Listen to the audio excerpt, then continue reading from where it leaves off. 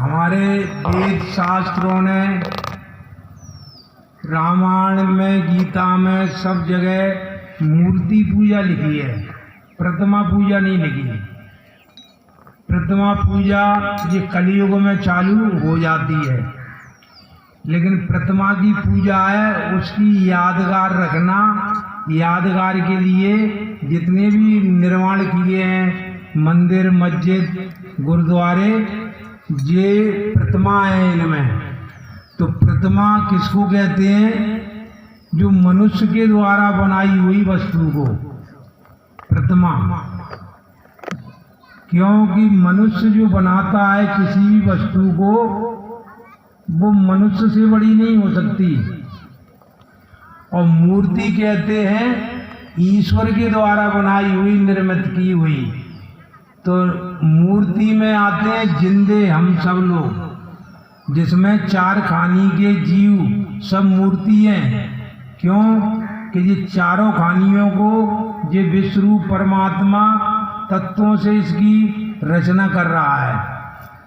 तो ये उसमें जो चौपाई दी है कि प्रेम विवश भई भवानी, खसी माल मूरत मुस्कानी।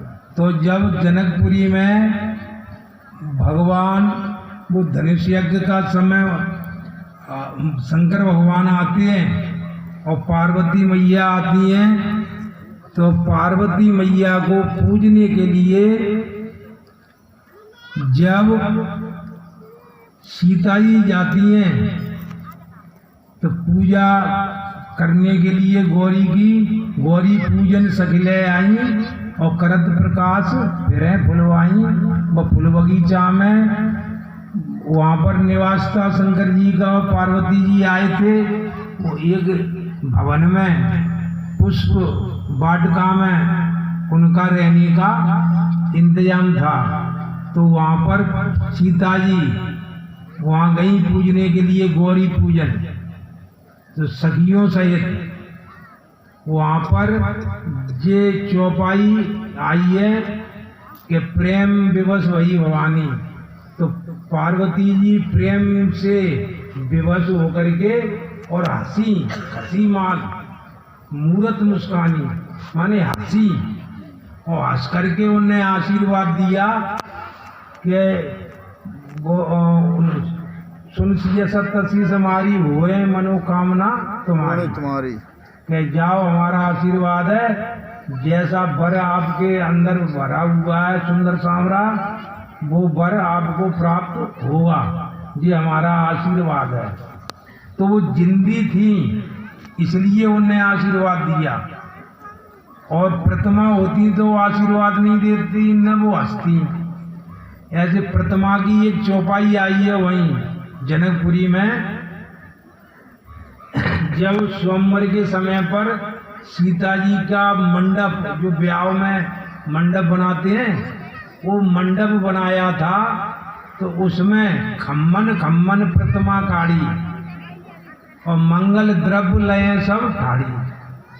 तो काढ़ी माने हाथ से चित्र बनाए कि थाली सजी, वही द्रव्य अपन शादी ब्याह में छाप देते हैं गांव में, कि अपनी सखियां द्रव्य लेकर के आरती की पूजा करते हुए द्रव्य लिए खड़ी हैं। तो ऐसे वो द्रव्य लेकर के काढ़ी।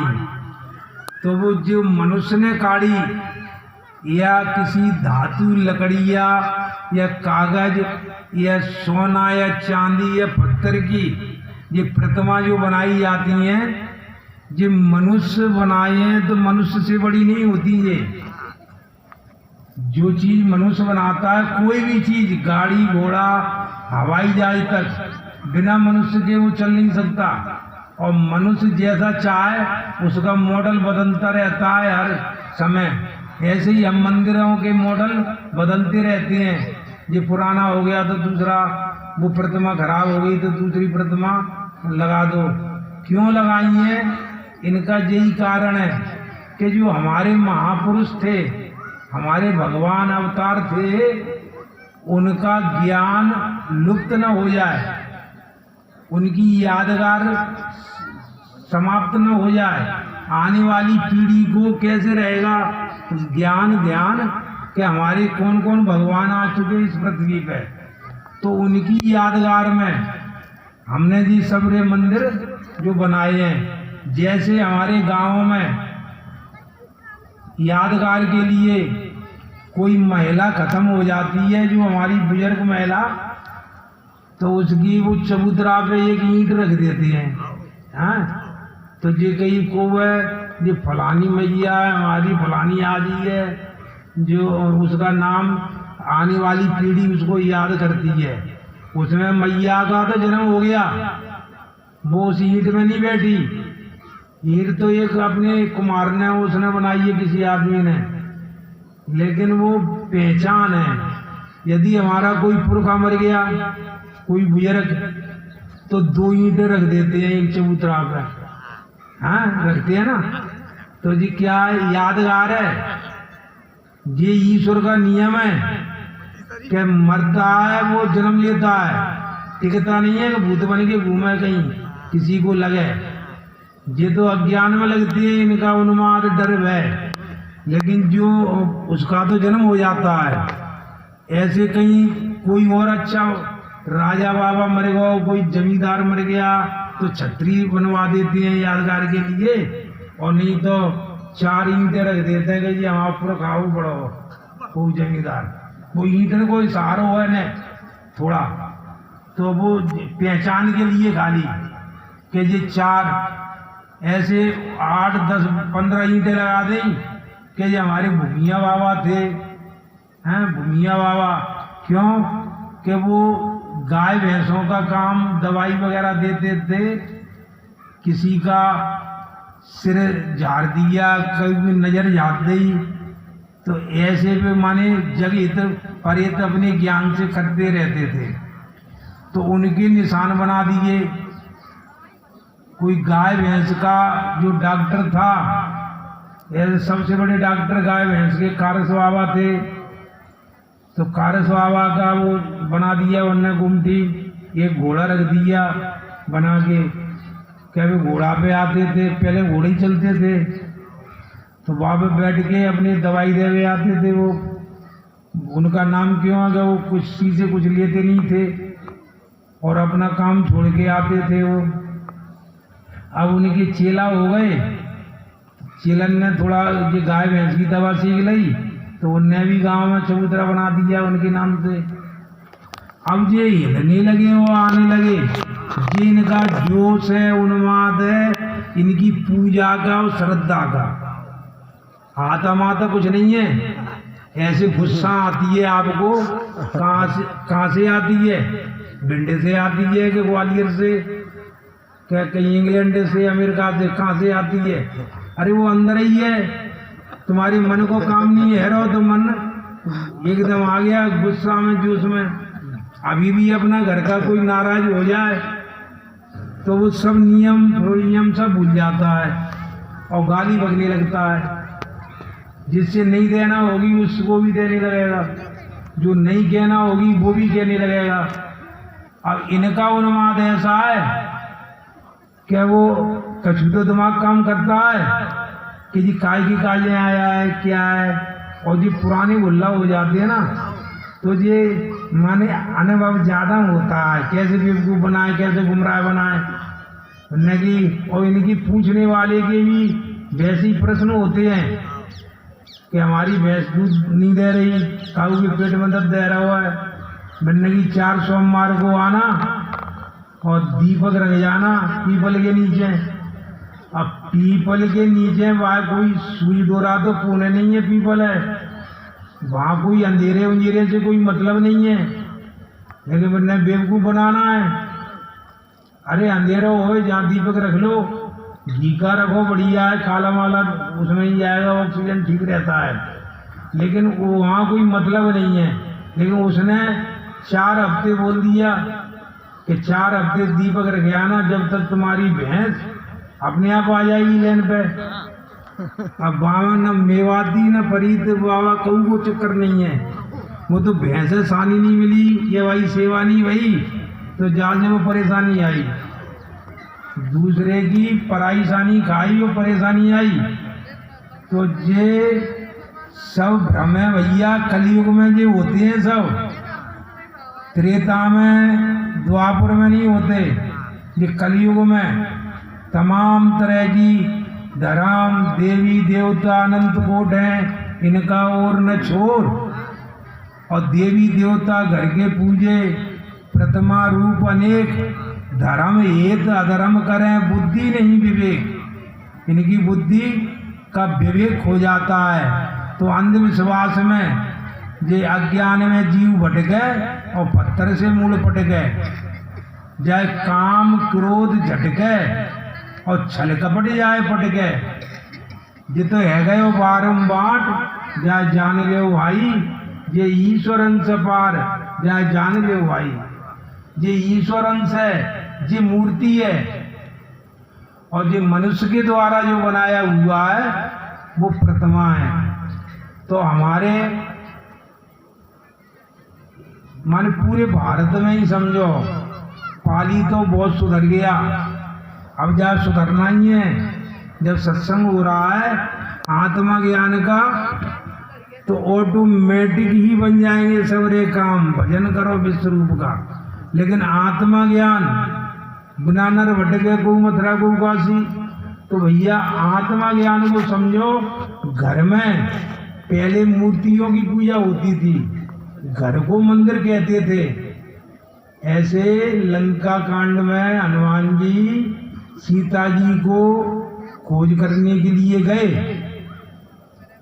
तो मंदिर मंदिर प्रतिकर शोधा, और जहां तहां देखो अगणित जोधा। तो उन्हें घर घर में जाकर के देखा बड़े बड़े जोधा पड़े हुए हैं। तो तुलसीदास जी धन्य है आपको कि उनने घर को मंदिर कहा।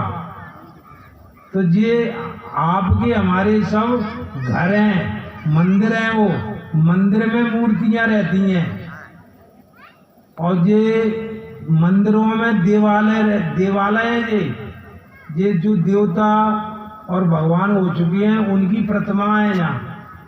तो अब देवालय को मंदिर कहने लगे, और मंदिर में कह दिया है क्या कि जी घर गृह माने गृह घुस गए, वहां में गृह घुस गए, और वहां पर लिख दिया, प्लेट लगा दिया कि कुत्तों से सावधान हैं। अब वहां कुत्ते रहने लगे चौकीदार। पहले वो संत भवन कहते थे, गृह नहीं। अब गृह शांत करवाओ, गृह हमारे गृह प्रवेश करो। कोई घर बनवाता है तो कहता है भैया गृह प्रवेश करना है। अब पहले से ही प्रवेश करवा रहे हैं गृह। हाँ, तो संत प्रवेश करो, ब्राह्मण को प्रवेश करो, माता पिता को प्रवेश करो। तो ये ऐसा नहीं। तो जो हमारी जी विपरीत बुद्धि विनाश काले, ज्ञान विपरीत हो चुका है।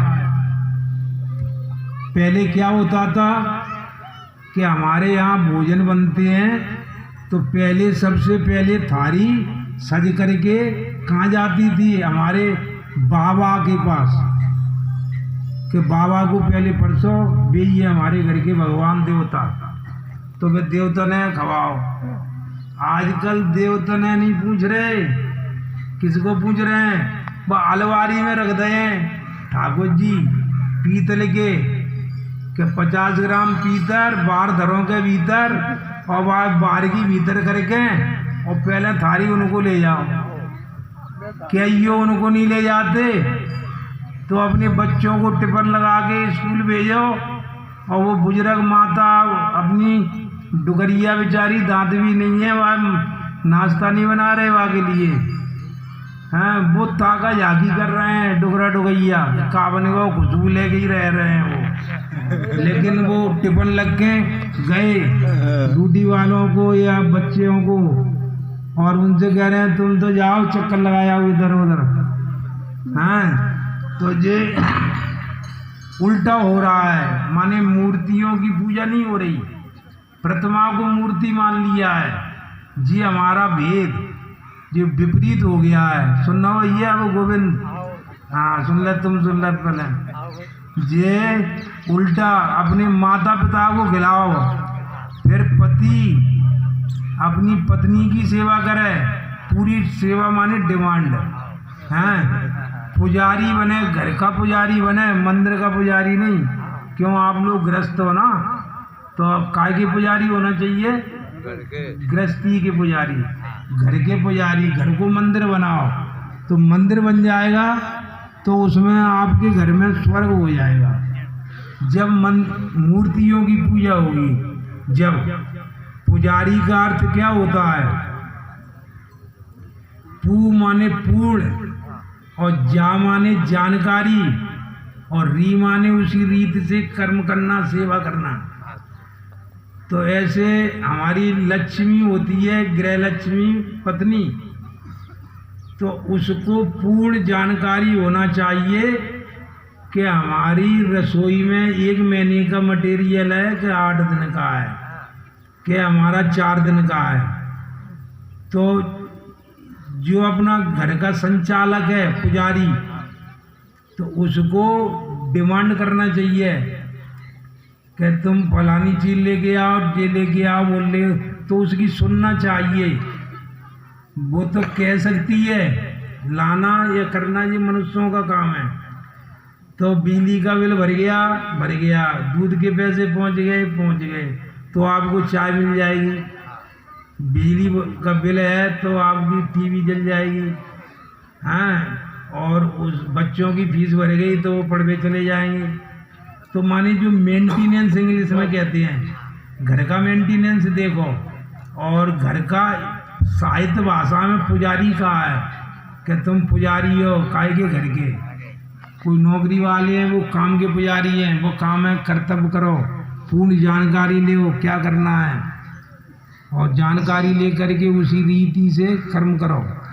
तो ये घर के पुजारी हम सबको बनना है। और ऐसे जो मंदिर पे रहते हैं वो है मंदिर के पुजारी। पहले जो मंदिर के पुजारी रहते थे वो सभी दिव्य दृष्टिवान रहते थे, लेकिन वो इस तरीके से ज्ञान देते थे कि ऐसे आप आए, ये हनुमान जी का मंदिर है, मैं इसका पुजारी हूँ। तो वो आए, उनने दर्शन किए।